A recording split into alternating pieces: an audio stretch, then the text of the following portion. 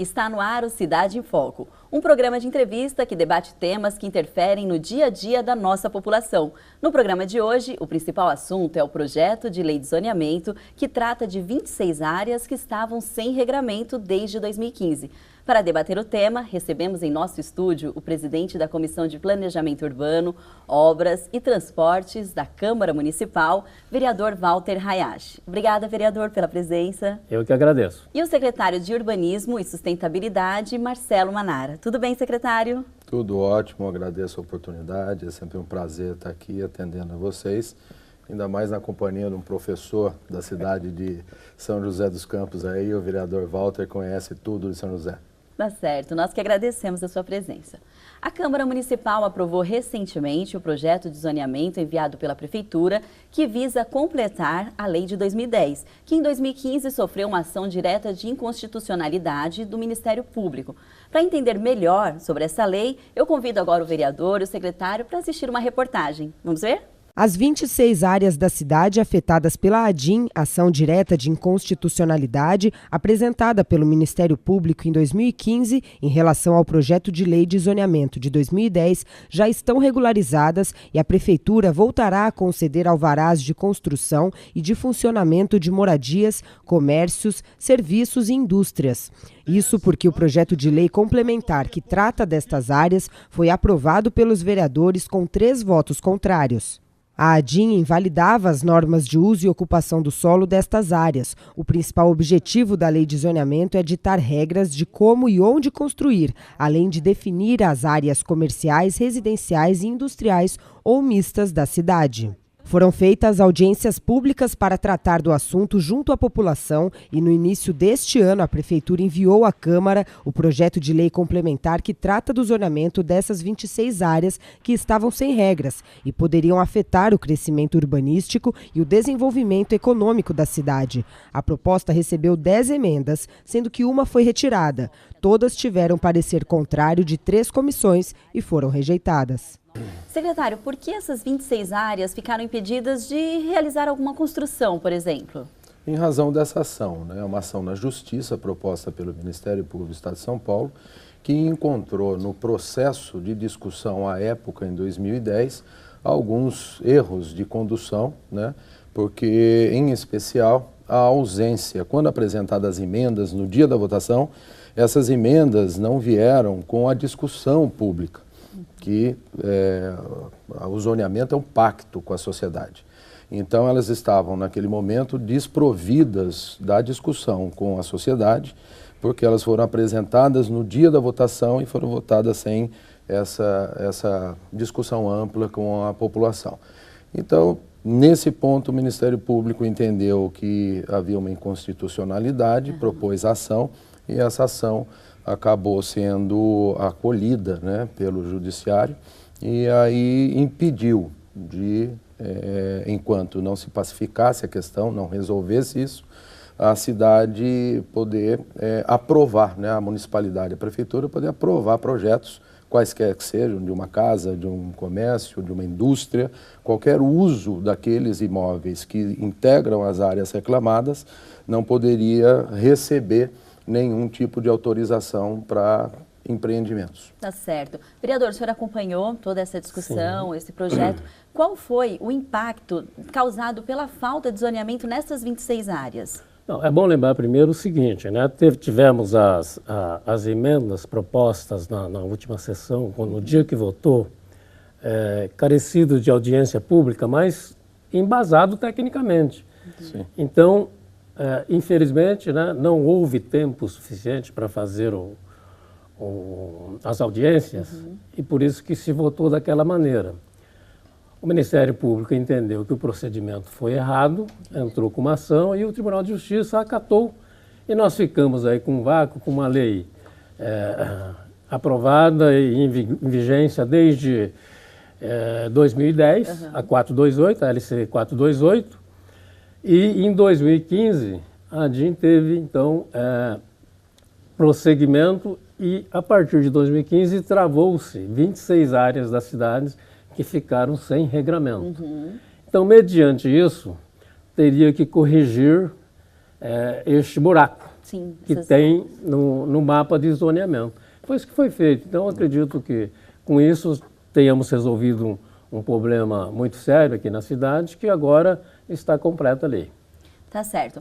Como a gente acompanhou também na reportagem, antes da lei ser votada, algumas audiências dessa lei que corrigiu essas 26 áreas. Algumas audiências foram realizadas aí em vários pontos da nossa cidade.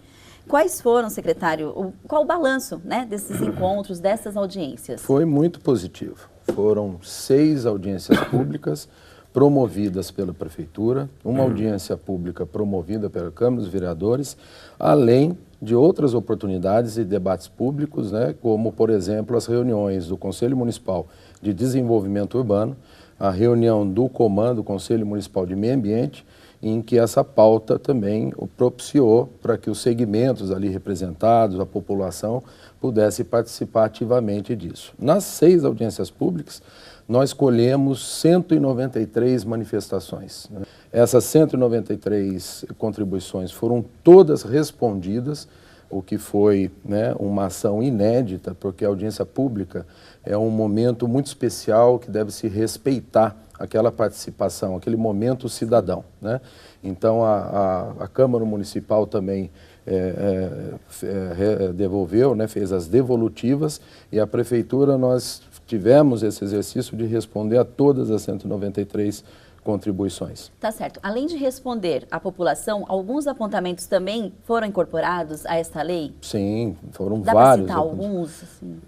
Alguns em especial, né, que inclusive demandaram por algumas instituições alguma preocupação maior, como por exemplo do Coman, que questionou uma área em especial, que está na área de Várzea de São José dos Campos, em que estava se discutindo, porque também numa ação no tribunal, o tribunal acolheu o interesse de um empreendedor na possibilidade de ver acontecer um loteamento numa área de várzea, né? Então o Coman se posicionou contrária a essa liberação no zoneamento, e nós acolhemos isso, porque a área de várzea é uma área ambientalmente protegida, e nós acatamos. Uma outra recomendação colhida nas audiências foi com relação à proteção da área de cerrado, né? Então, nós oferecemos um enquadramento para a região sul, né, a área do bioma cerrado, em que, dentre as várias tipologias de zoneamento previsto, a única que exige textualmente que se apresente um plano de conservação para o bioma cerrado é a ZQA, né? É o zoneamento ZQA. E nós apontamos essa região como ZQA porque justamente ela obriga que qualquer empreendimento que ocorra lá apresente para a Prefeitura, na aprovação do projeto, qual que é a estratégia de conservação do bioma. Tá certo. O vereador acompanhou algumas dessas audiências, né? E qual a importância, vereador, da população participar desse tipo de debate, desse tipo de discussão? Ela traz uma contribuição porque é a pessoa que vive o seu dia a dia naquele trecho da cidade. Então, essas contribuições são muito importantes. Por exemplo, vou dar um exemplo aqui, lá do Vista Verde, por exemplo. A SAB, a Sociedade Amigo de Bairros, ela ofereceu denúncia no Ministério Público, lá em 2010, que questionava 2 áreas lá. E também veio essa solicitação que os técnicos analisaram, né, e também foram resolvidos esses problemas.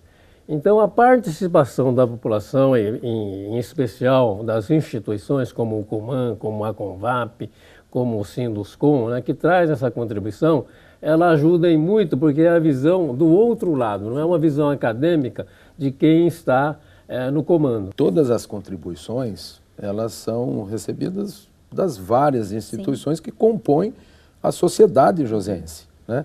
Então, sociedade civil, ONG, as SABs participaram ativamente de todas as audiências públicas, né? Então, a participação ali presente da diretoria de várias associações de bairro confere legitimidade ao processo de discussão pública, né?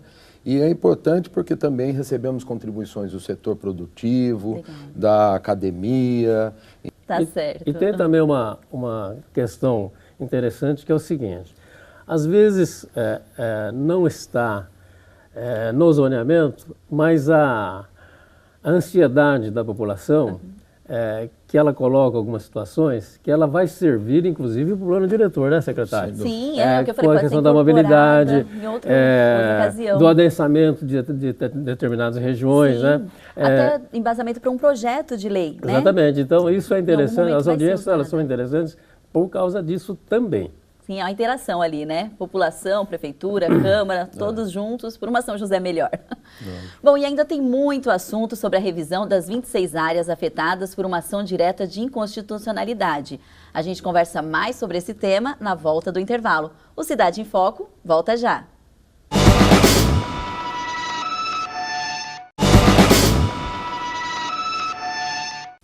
Olá, estamos de volta com o Cidade em Foco. No programa de hoje, conversamos com o presidente da Comissão de Planejamento Urbano, Obras e Transportes da Câmara Municipal, vereador Walter Hayashi, e o secretário de Urbanismo e Sustentabilidade, Marcelo Manara. Voltamos a falar sobre o projeto de lei que definiu o regramento para 26 áreas do município que sofreram em 2015 uma ação direta de inconstitucionalidade. Nossa equipe de produção recebeu algumas perguntas da Associação das Construtoras do Vale do Paraíba, a Convap. Então vamos a essas perguntas. Bom, a primeira pergunta: o que a plenitude da lei de zoneamento pode contribuir na geração de empregos para a nossa cidade? Não, na verdade, nós tínhamos um buraco na lei, na LC 428/2010, que estava incompleta. Agora, completando ela, por isso que ela funciona agora na sua plenitude. Isso faz com que o próprio investidor, o próprio empresário, tenha confiança absoluta que não vai ter nenhum problema judicial. Começa aí já. Então, ele investe com segurança, né, calcado no regramento que está completo hoje. Porque como ela estava incompleta, muitas das vezes a prefeitura tinha que recorrer até a lei federal ou lei estadual para acertar, por exemplo, alguma autorização de um empreendimento. Então, com certeza agora, essa confiança voltando, os empresários, aliás, tem muita coisa também que ainda era da lei de 97, a lei 165, né? Que estava com um vazio, né? Muitos deles já aprovados, mas impossibilitados de colocar a venda ou a autorização das construções.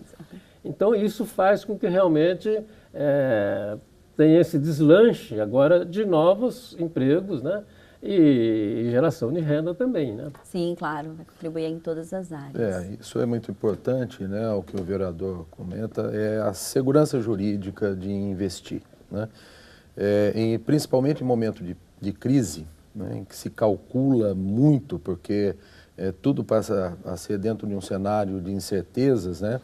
Nós precisamos, na cidade de São José dos Campos, na cidade complexa e pujante de São José dos Campos, isso foi uma das determinações do prefeito Felício, que isso teria que ser prioridade absoluta. Porque esse destravamento dessas 26 áreas e a atratividade de novos investimentos para a geração de emprego e renda e aumentar também a arrecadação do município é parte importante dessa estratégia de enfrentamento do momento de crise porque todo o país passa. São José não pode, né, ter uma lei capenga, uma lei que não cobre a todo o seu tecido, que não oferece a segurança jurídica para os seus investidores, né? A história de São José dos Campos mostra o contrário, que é uma cidade em que se pode confiar, né? Então, essa plenitude da lei é o aceno para os empresários, não só para os empresários, a gente fala empresário, fica parecendo que são só os grandes empresários, não. É aquela dona Maria que quer construir uma casa no loteamento, né? Todos eles vão... Estava aguardando, ansiosa por esse regramento. Exato, todos eles vão ao comércio local, faz a roda da economia girar, e esse destravamento feito, né, como prioridade logo no início da gestão, da nova gestão, era como estratégia para enfrentamento da crise, que é a função maior do gestor público, da Câmara dos Vereadores, né, atuar em sinergia para que a cidade funcione plenamente. Possa caminhar, tá certo. Secretário, de em quanto tempo deve ser discutida uma lei de zoneamento? A lei de zoneamento ela tem que estar alinhada com o plano diretor. Na hierarquia das leis, por assim dizer, nós temos a lei mãe, a lei orgânica, e a lei do plano diretor é a segunda em termos de importância do aceno para onde São José dos Campos, para onde a cidade vai, né? E a lei de zoneamento, que está colada, né, ao plano diretor, ela faz acontecer, enquanto uso e ocupação do solo, aquele ordenamento, aquela diretriz estabelecida no plano diretor. Então, minimamente, nós temos que ter uma lei de zoneamento acompanhando o plano diretor a cada 10 anos. Só que o mundo hoje muda, né, com novas tecnologias, novas culturas, enfim, o mundo hoje está muito mais acelerado, né? Então, a cada 5 anos, nós temos que rediscutir algumas questões, né? Mas o esforço para se fazer uma lei de zoneamento, fazer um pacto com a sociedade, é muito complicado. Então, não dá para você, a cada 3 anos, a cada 5 anos, estar mudando a regra do jogo. Então, minimamente, a cada 10 anos, você acomoda bem as diretrizes para dar segurança jurídica para os empreendimentos, para a população se situar, né, nessa diretriz e nessa política pública. Tá certo. E nós sabemos que uma nova lei deve ser enviada para a Câmara em 2018. Como estão aí, como está, né, o andamento, os estudos para esta nova lei de zoneamento? Então, nós estamos agora debruçados full time na discussão do plano diretor, porque nós já estamos atrasados, né? O plano diretor, ele tem que, por lei, né, ele tem que ser revisto a cada 10 anos. Então, isso deveria ter acontecido até 2016, o que não aconteceu. Então, nós retomamos, né, com uma força interna muito grande, e mesmo em momento de nova gestão, reestruturação, né, das secretarias, então nós não deixamos um dia de trabalhar no plano diretor. Esse plano diretor agora, em julho, assume uma nova fase, que é a fase pública, por assim dizer. Teremos já a reunião do CMDU, reunião do Conselho Gestor do plano diretor, e aí pretendemos cristalizar, né, terminar e propor para a sociedade um novo plano diretor.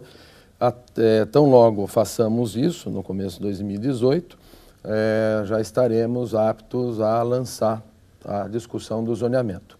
Mas vamos fazer, importante que se diga, faremos a discussão interna do zoneamento no começo de 2018. A equipe da Prefeitura estará no começo de 2018 debruçada no novo zoneamento. E aí a fase de discussão pública, assim que cristalizar o plano diretor, for aprovado aqui com o apoio dos vereadores, nós iremos para o zoneamento. Tá certo. Vereador Walter, como que a Câmara acompanha esse processo? Antes, porém, Gisele, eu queria dizer o seguinte, nós temos uma lei que ela permite uma revisão a cada 4 anos. Mas isso é impraticável, não é, secretário? Porque a dinâmica de uma cidade, às vezes você precisa de fazer algumas intervenções rápidas. Porque você tem que pensar também, além da mobilidade, além do desenvolvimento sustentável, também no desenvolvimento econômico. Então, por exemplo, nós temos um dispositivo num artigo que chama Operação Consorciada. Essa operação consorciada, acho que dá essa liberdade, né, de, às vezes, fazer uma modificação pontual, pensando exatamente nesses 3 vetores, mobilidade, sustentabilidade e desenvolvimento econômico. Então, nesse aspecto, né, quando se fala em revisão da lei do zoneamento, vem a calhar uma operação consorciada, junto com a comunidade naturalmente, né? Que envolve o empreendedor, o poder público e também a comunidade. É uma coisa muito interessante. O plano diretor, ele, embora seja a cada 10 anos, eu defendo que ele seja pensado também daqui a 15 anos, daqui a 20 anos, daqui a 30 anos. Nós estamos hoje numa região metropolitana, né, que envolve grandes cidades, pequenas e médias cidades. E o conjunto de tudo isso, né, você discute no plano diretor agora para os próximos 10 anos, sem desfocar o futuro, porque nós precisamos de receita também. Precisamos de um meio ambiente sadio, precisamos também de mobilidade. Então, dentro dessa linha, a Câmara, no plano diretor e também no novo zoneamento, vai constituir uma comissão, viu, secretário? Até acho que já falei com você. Nós vamos criar um grupo de vereadores que nós vamos acompanhar, né, e ajudar na elaboração desse plano. Eu acho muito interessante. Que esse é o primeiro plano diretor dentro da região metropolitana constituída, né? Então, secretário, a gente já comentou antes do nosso recesso que nós íamos constituir aqui um grupo de vereadores que vamos, além do CMDU, né, que a gente também faz parte, né? Sim. Mas é interessante... É interessante ter uma comissão específica com esse fim, exatamente, né? Pessoas que naturalmente entendem do assunto, né, para ajudar na elaboração, que eu acho fundamental a participação nossa. Sem dúvida. Essa é uma questão muito importante porque o Vale do Paraíba, né, ele apresenta já uma situação urbanística, né, principalmente nos municípios de calha, que nós chamamos, né, já quase que uma conurbação, né? É uma grande cidade, né, por assim dizer. Então é necessário pensar, né, nesse plano diretor quais são esses reflexos, essas oportunidades geradas com esse novo cenário de uma região metropolitana. Sim. E quantas alterações em 10 anos, né? Imagina, as coisas mudam de um dia para o outro, que dirá em 10 anos. E ainda tem muitos assuntos para a gente tratar sobre o regramento desta lei de zoneamento aprovada aqui na Câmara Municipal. Nós vamos agora para um breve intervalo e já voltamos. O Cidade em Foco volta já.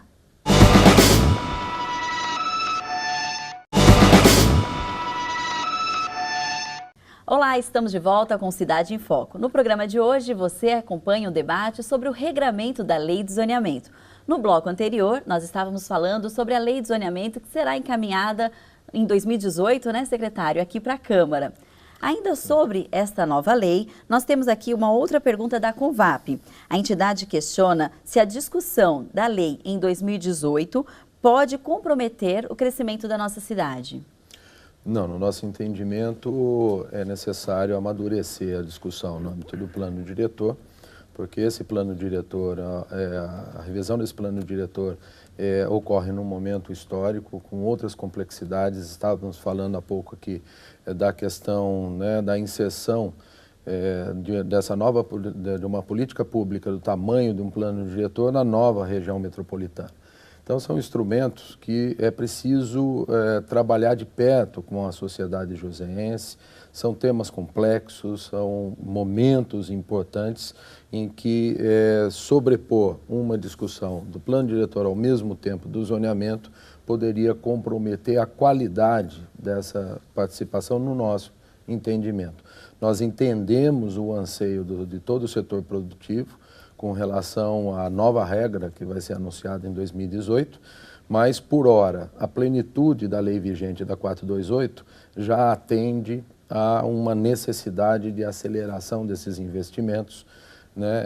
E importante dizer, temos regra vigente, com segurança jurídica, e a próxima, que será em 2018, trará no momento devido essa mesma segurança, mas em um novo momento, já com um plano diretor pactuado com toda a sociedade. Tá certo. E a Associação dos Engenheiros e Arquitetos de São José dos Campos também nos enviou algumas perguntas. A primeira pergunta, quais serão os 3 eixos principais da próxima lei de zoneamento? Bom, um dos eixos já posicionado desde a campanha do prefeito Felício é a simplificação, né?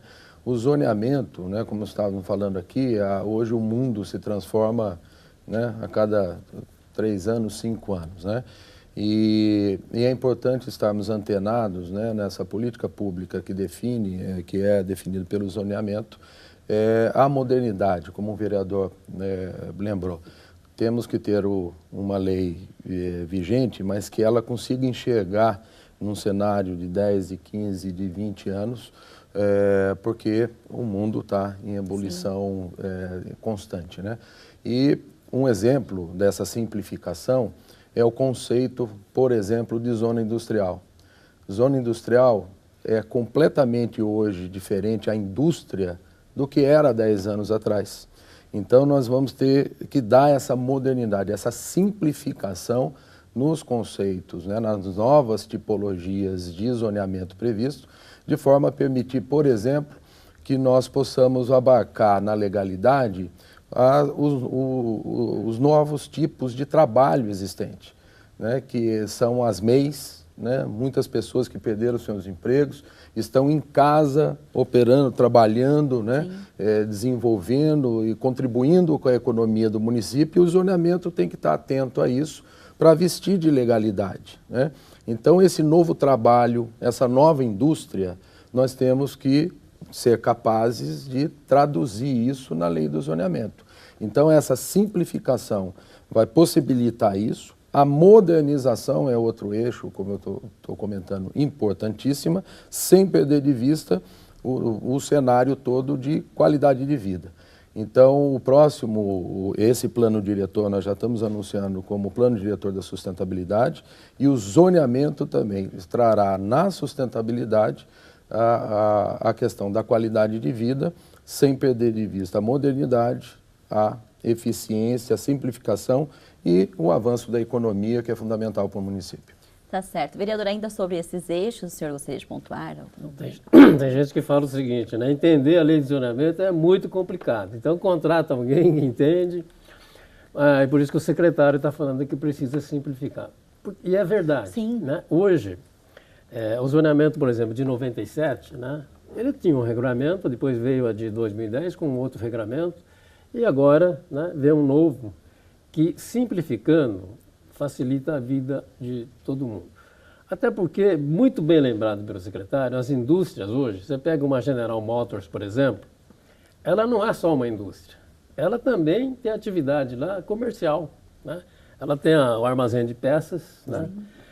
Do lado dela, que era um clube, hoje é uma zona industrial também, que o empreendedor quer colocar ali uma empresa de logística para exatamente atender a GM, ele não pode.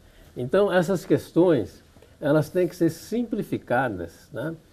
E de fácil entendimento para quem investe e para quem estuda como usar da melhor maneira o nosso zoneamento. Então, estamos bastante confiantes, viu, secretário, que essa próxima lei de zoneamento realmente vai ser mais simples. E uma segunda pergunta também encaminhada pela AEA é quais os instrumentos urbanísticos serão contemplados nesta nova lei?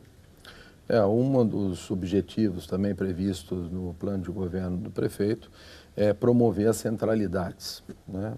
Você promovendo as centralidades distribuídas na cidade, que em vários bairros isso já existe, então é necessário dar um ordenamento para isso e legitimar e fomentar, né? Porque trabalhando as centralidades, você está investindo diretamente na melhoria da mobilidade.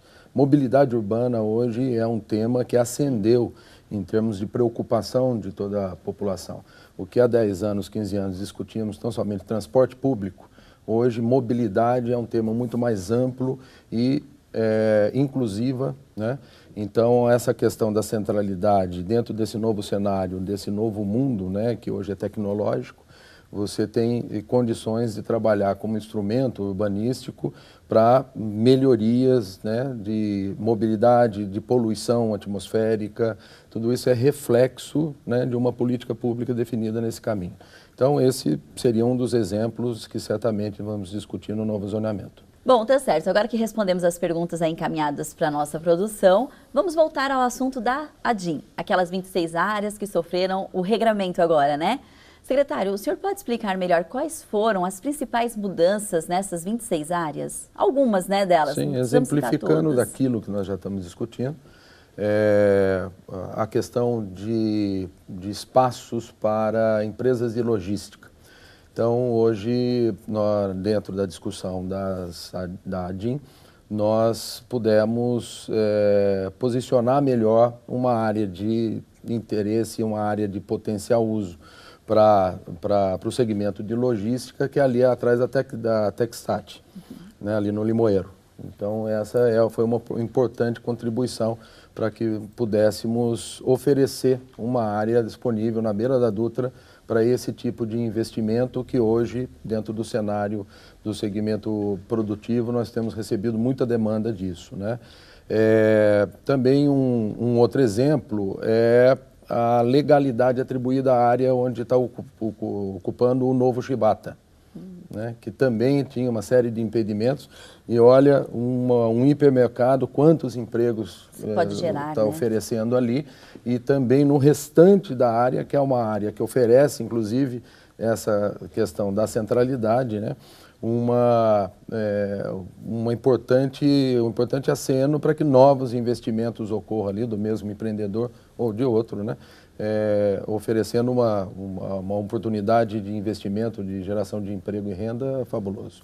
Então são exemplos, além daqueles que eu citei, do Cerrado, da Várzea, né? Então foram várias as contribuições que nós recebemos durante esse processo, que pudemos construir uma proposta junto com a Câmara dos Vereadores, de que certamente é o melhor para São José e do jeito certo. Vereador, das áreas que sofreram agora o regramento com a aprovação desse projeto, quais que o senhor destaca como um avanço para a nossa cidade? Foram várias, né? Inclusive o secretário já citou algumas, mas eu queria destacar a região leste, o fundão da Zona Leste, região do Bom Retiro, do Majestic, toda aquela região lá recebeu um regramento agora devidamente ratificado com a aprovação dessa lei, que vai permitir o uso e ocupação do solo daquela região, onde vai permitir o adensamento. Ali pertence a uma área chamada Parque Tecnológico. Então era todo complicado para você ocupar aquele espaço. Com esse resultado de agora, permite esse adensamento e desenvolvimento daquela região. Vem muito a calhar porque também vai ser integrado a Via Cambuí, que já está anunciado que vai ser construído. Secretário, a lei foi aprovada, já começaram as mudanças? Quando começa? Quais os próximos passos agora? Já começaram, uma vez ela em vigência, né, já está liberada, já temos recebido já né, projetos, enfim, né, os empresários e os interessados estão respondendo de forma bastante rápida a esse exercício democrático que foi pacificar, dar a plenitude da lei, né? E uma vez com a segurança jurídica, já estão respondendo, já estão apresentando seus projetos, vão gerar empregos. Projetos que provavelmente estavam ali aguardando justamente esse regramento, né? Os pedreiros, pintores, pessoas que trabalham na prestação de serviço da construção civil vão sentir isso, que já deu uma alavancagem nessa oferta de emprego, né? Vereador, a lei vem para a Câmara, é aprovada pelos vereadores. De que maneira que o Legislativo acompanha agora o andamento? Então nós estamos atentos porque muita gente reclamava conosco, né? E a gente está monitorando o que está acontecendo. Então eu sei já de vários projetos, né, que já deram o início, né, já de contratação realmente, né? Tem empresas de São Paulo vindo para cá. Isso, né, nos enche de satisfação pelo seguinte: nós ajudamos a resolver esse problema. Tá certo. Então podemos nos encher de esperança que vem geração de empregos por aí. Sim, nós temos recebido diariamente, semanalmente, investidores, e é importante que se diga para a população que o acerto, né, da reestruturação, colocando a Secretaria de Urbanismo e Sustentabilidade para dar a segurança não só jurídica, mas a segurança de qualidade de vida, que todas essas propostas, esses empreendimentos, eles estão nascendo com a ótica da sustentabilidade. Então é importante porque o empresariado já assimilou já de tempos essa nova mensagem, e os projetos que estão sendo anunciados aí são projetos inovadores, belíssimos e com um apelo à sustentabilidade que eu acho que vai atender a todos os segmentos aí da sociedade jusense. Tá certo. Bom, então nós agradecemos a presença do secretário Marcelo Manara, agradecemos muito também o vereador Walter Hayashi, obrigado pela contribuição de vocês. E o Cidade em Foco de hoje fica por aqui. Até a próxima!